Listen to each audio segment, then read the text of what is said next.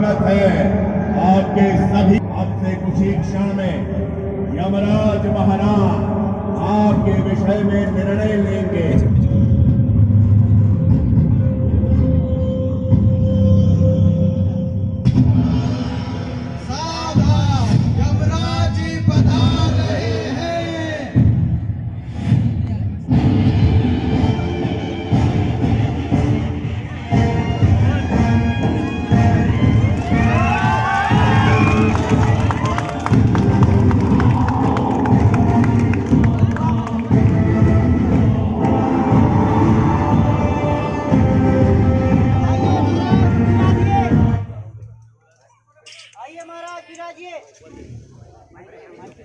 Mic लो mic mic mic mic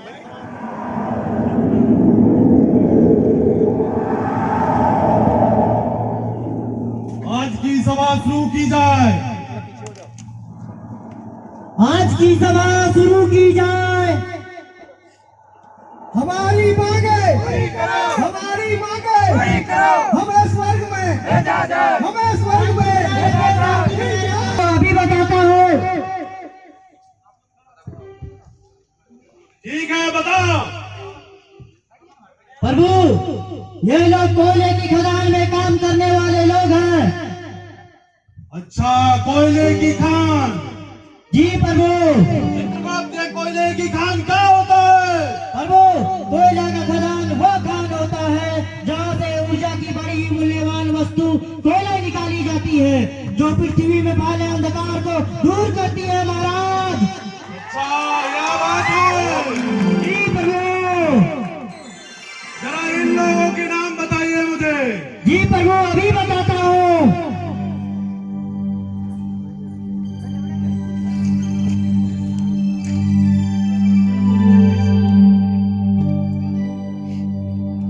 प्रभु, वो आलू मांझी है। वो कोयले की खदान में चाल ढलाई का काम किया करता था। अच्छा, आगे। जी प्रभु, अभी बताता हूँ। प्रभु, वो सुखुआ भैया है। कोयले की खदान में बारूद धुलाई का काम किया करता था। ठीक है, और आगे। जी प्रभु, अभी बताता हूँ। प्रभु, वह मदाल बावरी है। यह कोयले की खदान में क्लीनिंग का काम किया करता था। अच्छा, ठीक है, और बताओ। जी प्रभु, अभी बताता हूँ। प्रभु, वह बकरू मियाँ है। वह कोयले की खदान में बिजली मिस्त्री का काम किया करता था। अच्छा, और बताओ। जी प्रभु, अभी बताता हूँ। प्रभु, यह श्यामलाल है। यह कोयले की खदान में माइनिंग सरदारी का काम किया करता था। अच्छा, और बताओ। जी प्रभु, अभी बताता हूँ। प्रभु, यह मुकुल सिंह है। यह कोयले की खदान में ओवरमैन का काम किया करता था। अच्छा, चित्रगुप्त। जी प्रभु। ये ओवरमैन क्या होता है? जी प्रभु, बताता हूँ। प्रभु, कोयले की खदान में ओवरमैन का जिम्मेवारी होता है सुरक्षा का काम देखना। इसके हाथ में एक विशेष प्रकार का डंडा होता है, जिससे यह अपने कर्मियों को सुरक्षा का आदेश देता है। इनके पास भारत सरकार द्वारा मान्यता प्राप्त ओवरमैन प्रमाण पत्र भी रहता है। यह साथ ही साथ उत्पादन में भी बढ़ोतरी करवाता है महाराज। अच्छा, यह बात है। जी प्रभु। चित्रगुप्त। जी प्रभु। ये मानव मुझे इन सब में सबसे प्रमुख लगता है। जी प्रभु, हमें भी कुछ ऐसा ही जान पड़ रहा है कि ये मानव सबसे प्रमुख है। ठीक है, तुम मानव, तुम यहाँ हम लोग कैसे पधारे?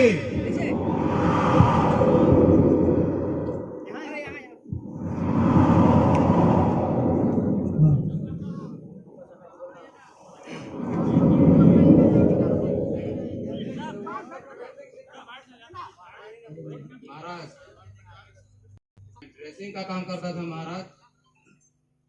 एक दिन ब्लास्टिंग के बाद सरदार बाबू हमको खेस पर चाल झड़ाई के लिए भेजा। हम एकदम खेस के नजदीक से चाल झड़ना शुरू किया महाराज। जैसे ही हम चाल झड़ाई शुरू किए महाराज, हमारे पीछे से फेस तक पूरा चाल एक बार में गिरा और हम उस पर दब गए महाराज, और हमारी मृत्यु हो गई। और हम यहाँ यमलोक आ गए महाराज। अच्छा ये बात है। जी महाराज। तुम ओवरमैन, जी महाराज। तुम ये बताओ कि इस मानव की मृत्यु कैसे हुई? महाराज यह व्यक्ति ने काम ही गलत किया था। कैसे? महाराज यदि यह व्यक्ति फेस के नजदीक ना जाके जहाँ पे सपोर्ट लगा हुआ था वहाँ से चाल झाड़ते हुए फेस तक जाता, इस मानव की दबने से मृत्यु नहीं होती महाराज। इसी कारणवश ये हम लोग आया हुआ है। अच्छा यह बात है। जी महाराज। तुम सुखवा भुइया, तुम ये बताओ कि तुम यहाँ हम लोग कैसे बना रहे? महाराज मैं एक्सप्लोसिव कैरियर था, खान में बारूद धोने का काम करता था। ब्लास्टिंग के समय मैंने फ्लोरोसेंट जैकेट नहीं पहन रखा था और बारूद धुलाई के समय रेल ट्रैक को क्रॉस करते हुए लोड होते हुए टबों को ध्यान नहीं दिया महाराज और जल्दबाजी में ट्रैक क्रॉस करने की कोशिश की। ठीक उसी समय लूजमैन ने गाड़ी ढलने के लिए छोड़ रखी थी महाराज। लूजमैन के मना करने के बाद भी मैंने लाइन क्रॉस किया और अंधेरा होने के कारण लूजमैन मुझे देख नहीं सका, जिससे टब से धक्का लगने के कारण मेरी मृत्यु हो गई महाराज और मैं इस यमलोक में आ गया। अच्छा यह बात है। तुम ओवरमैन, जी महाराज। इस मानव की क्या गलती थी? महाराज यह व्यक्ति ने रिफ्लेक्टिव जैकेट ही नहीं पहना हुआ था। अच्छा चित्रगुप्त जी, जी प्रभु। ये रिफ्लेक्टिव जैकेट क्या होता है? महाराज ये रिफ्लेक्टिव जैकेट तो ये ओवरमैन साहब ही बता सकते हैं कि ये होता क्या है। तुम बताओ रिफ्लेक्टिव जैकेट क्या होता है? महाराज यह जैकेट पहनने से किसी भी व्यक्ति की लाइट पड़ने से वह दूर से दिखाई देता है। यदि कोई भी व्यक्ति ट्रैक लाइन के रास्ते पे हो तो यह जैकेट पहनने से दूर से दिखाई देता है। यदि कोई व्यक्ति अपने दोस्त के साथ ट्रैक लाइन के रास्ते पे गया हो और बेहोश होकर कहीं दूर पे गिर गया हो तो उसका दोस्त वहीं तुरंत मदद करने के लिए पहुंच जाता है। इसी कारणवश यदि यह व्यक्ति रिफ्लेक्टिव जैकेट पहना हुआ रहता तो इसे दूर से देख लेता और कुछ क्षण के लिए धरते हुए टबों को वहीं रोक के रख देता महाराज। अच्छा यह बात है। जी महाराज। तुम मताल बारी, जी महाराज। तुम यहाँ हम लोग कैसे बना रहे? महाराज मैं खड़ा जाने से पहले प्रतिदिन 2 बोतल शराब पीकर जाता था महाराज। मैं इसी तरह पीकर अपनी ड्यूटी करता था महाराज। पहले तो हमको हाजरी बाबू और इंचार्ज बाबू भगा देता था महाराज। फिर बाद में मैं पानी के बोतल में शराब मिला कर लाता था ताकि किसी को पता न चल सके कि मैं शराब लाया हूँ। एक दिन रात पल्ला के समय मैं पानी के बोतल में शराब लेकर खदान के अंदर चला गया। हमारी घरवाली ने भी मुझे मना किया कि ये सब मत लेके जाइए, फिर भी मैंने उसकी ना सुनी। लेकिन उस रात गाड़ी हाबिस करते समय मैं पहलवान लगाना भूल गया महाराज, जिसके कारण गाड़ी रास्ते से छूट गया और हमारे शरीर से पास उधर चला गया और हमारी मृत्यु हो गई और हम यहाँ यमलोक पहुंच गए महाराज। अच्छा यह बात है। चित्रगुप्त, ये शराब क्या होता है? प्रभु तनिक इधर आइए। भूल लोक के वासी जिसे शराब बोलते हैं, यमलोक में हमें उसे मदिरा बोलते हैं महाराज।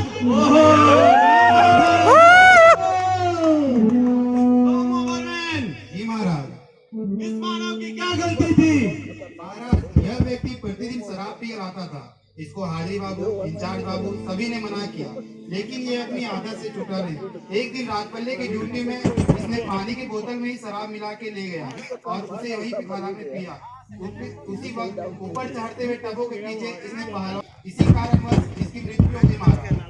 अच्छा यह बात है। महाराज। चित्रगुप्त, जी प्रभु। ये पहलवान क्या होता है? प्रभु ये पहलवान शब्द से तो कुछ ऐसा जान पड़ रहा है कि कोई अत्यंत बलशाली मानव होगा जो पूरे लंबे मोटे हट्टे कट्टे हुआ करते होंगे महाराज। तुम ओवरमैन, जी महाराज। वो पहलवान कहाँ है जिसके कारण इसकी मृत्यु हुई? महाराज पहलवान कोई हट्टा कट्टा आदमी नहीं है महाराज। पहलवान एक सुरक्षा उपकरण है जो ऊपर चढ़ते हुए टबों के पीछे लगाया जाता है। यदि कोई कारणवश रास्ते से टब अलग हो जाए तो उसी वक्त पहलवान उसे वहीं पे रोकने का काम करता है, उसके कारण किसी तरह का नुकसान ना हो महाराज। अच्छा, यह बात है। जी महाराज। तुम बकरू मियां, तुम यह बताओ कि तुम यहाँ हम लोग कैसे बता रहे? महाराज, मैं खदान में बिजली मिस्त्री का काम करता था महाराज। एक दिन ड्रिल मशीन ब्रेक डाउन हो गया। इंचार्ज बाबू ने कहा जल्दी से इसे ठीक करो।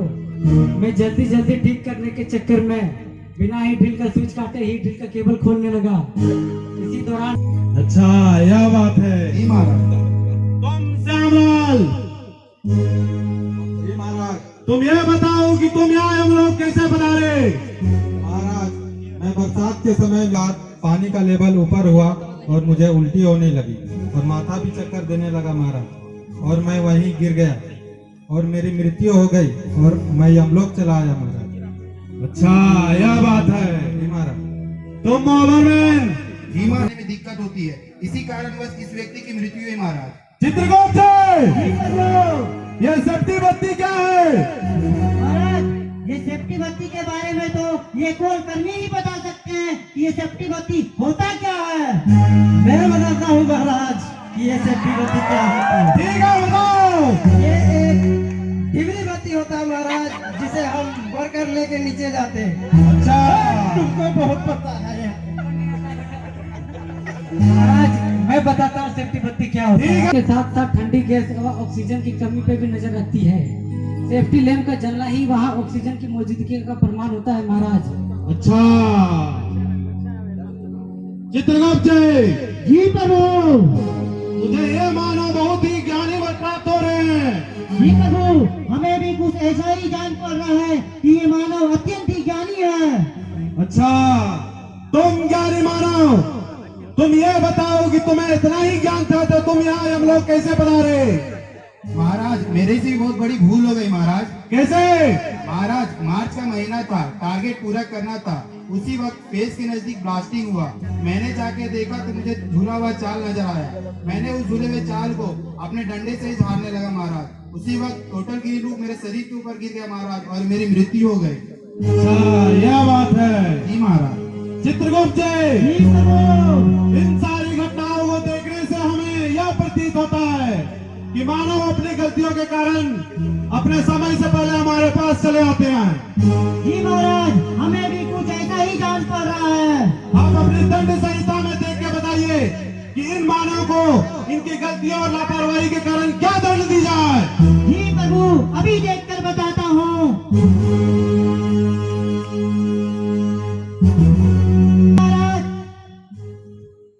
पृष्ठ संख्या 136 के नियमानुसार। नहीं चित्रगुप्त, ये बहुत सरल दंड है, इससे थोड़ी कठिन देखिए। जी प्रभु, अभी बताता हूँ। प्रभु, पृष्ठ संख्या 152 के नियमानुसार लापरवाही के कारण मृत्यु लोक को प्राप्त इन व्यक्तियों को नरकलोक के सिवा और कहीं कोई स्थान नहीं प्राप्त होना चाहिए महाराज। ठीक है, इन व्यक्तियों को नरकलोक भेज दिया जाए। जी प्रभु, इन व्यक्तियों को नरकलोक भेज देता